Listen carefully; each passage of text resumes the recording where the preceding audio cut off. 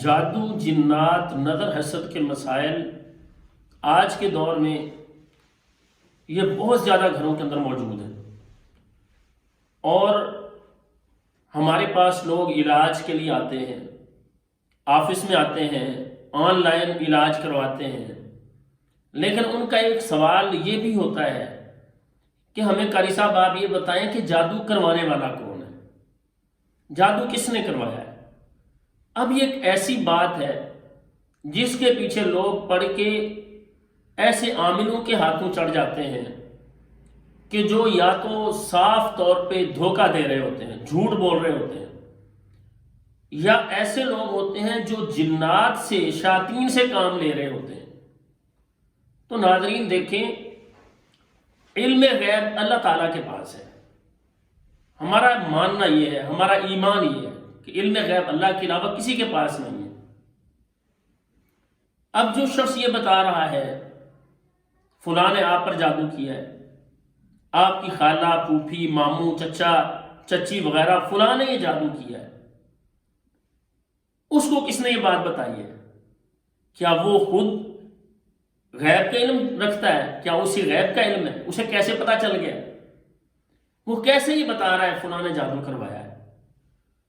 دو چیزیں ہیں، یا تو وہ دھوکہ دے رہا ہے، اس کے پاس کوئی علم نہیں، اس نے ہسٹری سنی، آپ کا معاملہ کسی کے ساتھ کوئی لڑائی جھگڑے والا تو نہیں ہے، کسی نے آپ سے اس بیٹی کا رشتہ تو نہیں مانگا تھا۔ تو جب ایسی باتیں پوچھیں تو خاندانوں کے اندر یہ تو عام طور پہ ہوتا ہی ہے کہ جی ہاں، رشتوں کا مانگنا، رشتوں کا دینا یہ تو ہوتا ہے، جی فلاں نے مانگا تھا رشتہ، ہاں آپ نے انکار کر دیا تھا، بس لگتا ہے انہوں نے کروا دیا۔ یا تو ایسا یہ دھوکہ صاف طور پر دے رہے ہوتے ہیں، یا جنات سے کام لے رہے ہوتے ہیں، جادو کرنے والے لوگ، شیاطین سے مدد لینے والے۔ اب وہ شیاطین بھی جھوٹ بولتے ہیں، ان کے پاس کون سا سچائی ہے؟ اور پھر دیکھیں ایک عامل کتنا بڑا وہ عبادت گزار بن گیا ہے کہ اس کے پاس جو جنات کام کر رہے ہیں وہ اس کو ساری خبریں دے رہے ہیں۔ اور رسول اللہ صلی اللہ علیہ وسلم، آپ کے پاس تو کوئی جن نہیں تھا جو پہلے سے آپ علیہ السلام کو خبر دے دیتا۔ اللہ کے رسول علیہ السلام پر تو وحی آتی تھی، آپ علیہ السلام کو تب پتہ چلتا تھا کسی معاملے کے بارے میں، جب تک آسمانوں سے وحی نہیں آئی اللہ کے پیغمبر علیہ السلام کو پتہ نہیں چل سکا۔ امی عائشہ رضی اللہ عنہ پر تہمت لگی ہے، اللہ کے پیغمبر علیہ السلام کو پتہ نہیں ہے، اور آپ علیہ السلام پریشان ہیں، اور آپ علیہ السلام پریشانی کی وجہ سے امی عائشہ رضی اللہ عنہ سے بات ہی نہیں کر رہے۔ کتنے دن بیت گئے، اور پھر امی عائشہ رضی اللہ عنہ اللہ کے پیغمبر علیہ السلام سے اجازت دے کر والدین کے گھر چلی جاتی ہیں، اور اللہ کے نبی علیہ السلام ایک دن آتے ہیں اور آگے فرماتے ہیں عائشہ اگر غلطی ہوگی تو اعتراف کرو، اللہ تعالیٰ معاف کرنے والے ہیں۔ اور فرماتی ہے میں اعتراف کس چیز کا کرتی، میں نے غلطی کی نہیں تھی، لیکن بات یہ تھی اگر میں کہوں کہ میں نے غلطی نہیں کی، یہ گناہ جو میرے اوپر ڈالا جا رہا ہے، میرے اوپر جو تہمت لگائی جا رہی ہے، یہ معاملہ میں نے نہیں کیا، تو فرماتی ہیں اگر میں یہ کہتی، انکار کرتی تو میری کسی نے بات نہیں ماننی تھی کہ مدینہ میں اتنی زیادہ لوگوں کی بات، جو اتنے زیادہ باتیں کرنے والے ہیں وہ سارے جھوٹے ہیں، اور اگر میں کہتی میں نے کیا تو میں نے برا عمل کیا ہی نہیں تھا۔ رسول اللہ صلی اللہ علیہ وسلم بیٹھے ہوئے ہیں اور وحی کی کیفیت آپ علیہ السلام پر طاری ہوتی ہے، اور آپ علیہ السلام جب اس وحی کی کیفیت سے باہر آتے ہیں تو آپ علیہ السلام فرماتے ہیں عائشہ خوش ہو جاؤ، اللہ تعالیٰ نے آپ کی پاک دامنی کے لیے، آپ کی پاک دامنی کو ثابت کرنے کے لیے، بتانے کے لیے قرآن مجید کی آیات اتار دی ہیں۔ تو ناظرین، اللہ کے پیغمبر علیہ السلام کے پاس کوئی جن نہیں تھا جو بتا سکے۔ تو پہلی بات یہ ہے جھوٹ، دھوکہ دہی یہ چل رہی ہے۔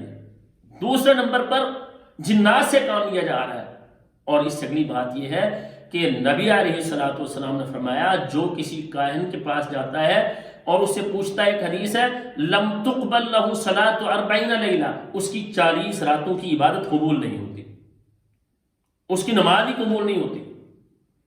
اور دوسری حدیث میں آپ علیہ السلام فرماتے ہیں من اتى عرافا او کاہنا فصدقه بما يقول فقد كفر بما انزل علی محمد صلی اللہ علیہ وسلم. آپ فرماتے ہیں جو کسی کاہن جادوگر کے پاس جاتا ہے اور اس کی کہی ہوئی بات کو مان لیتا ہے، اس نے کہا پھوپھی نے کیا ہے، خالہ نے کیا ہے، اس کے کہنے پر یقین کر لیتا ہے جو اس نے بات بتائی ہے. اب تو خیر بہت زیادہ ایڈوانس دور جا رہا ہے.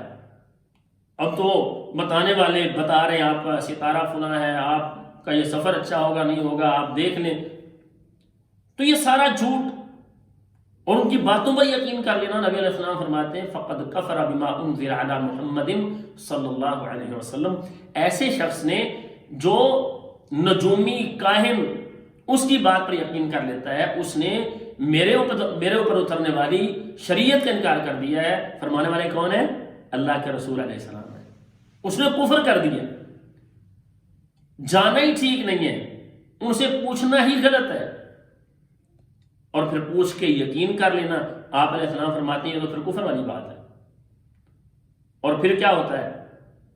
اب جی جنات حاضر ہوتے ہیں مریض میں اور وہ بتا رہے ہیں جنات نے بتا دیا ہے فلاں نے جادو کروایا.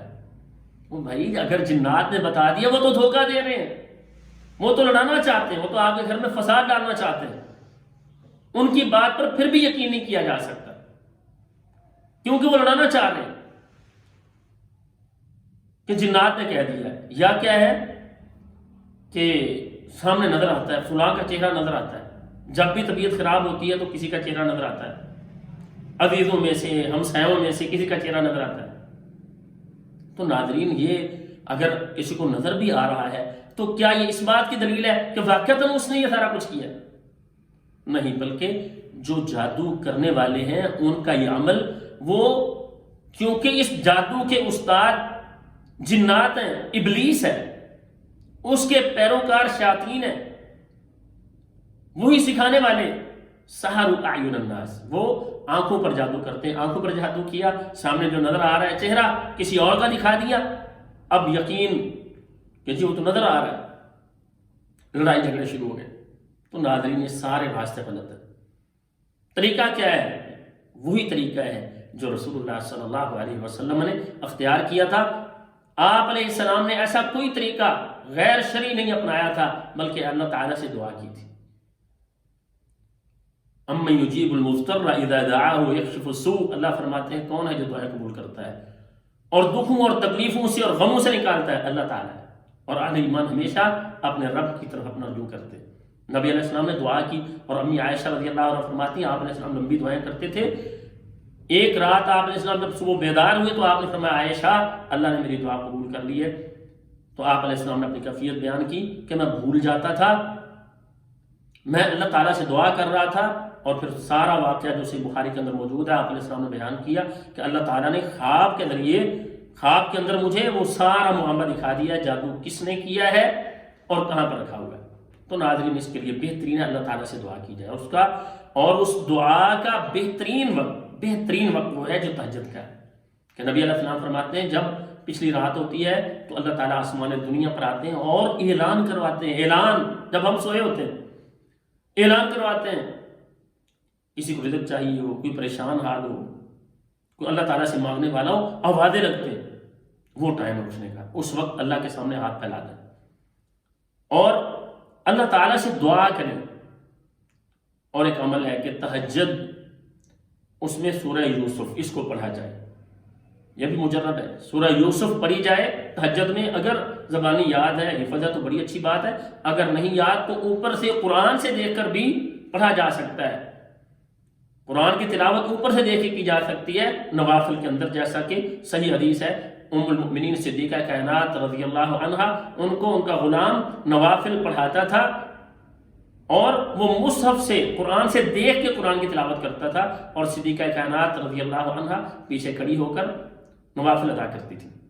تو اوپر سے دیکھ کے سورہ یوسف پڑھ لی جائے اور نوافل کے اندر سورہ یوسف اس کو پڑھنے کے بعد نوافل ادا کرنے کے بعد دعا کریں اللہ تعالیٰ سے، یا اللہ جہاں بھی جادو ہے، جس نے کیا ہے، جہاں بھی رکھا ہوا ہے، یا اللہ تو ہمارے سامنے وعدے کر دے.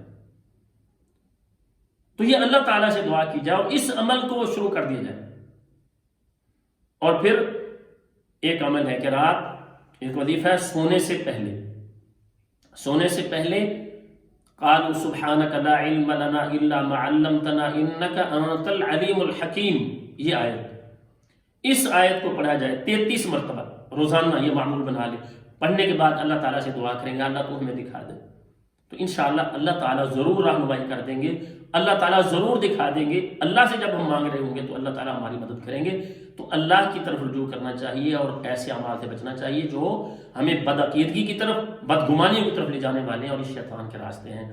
اللہ تعالیٰ ہمیں ہر طرح کے فتنوں سے محفوظ رکھیں، اور اللہ تعالیٰ ہر مسلمان مرد عورت، ہمارے بچے جو بھی بیمار ہیں روحانی یا جسمانی بیماریوں کے اندر ہیں، اللہ تعالیٰ سب کو شفائے کاملہ عاجلہ عطا فرمائیں۔ السلام علیکم ورحمۃ اللہ وبرکاتہ۔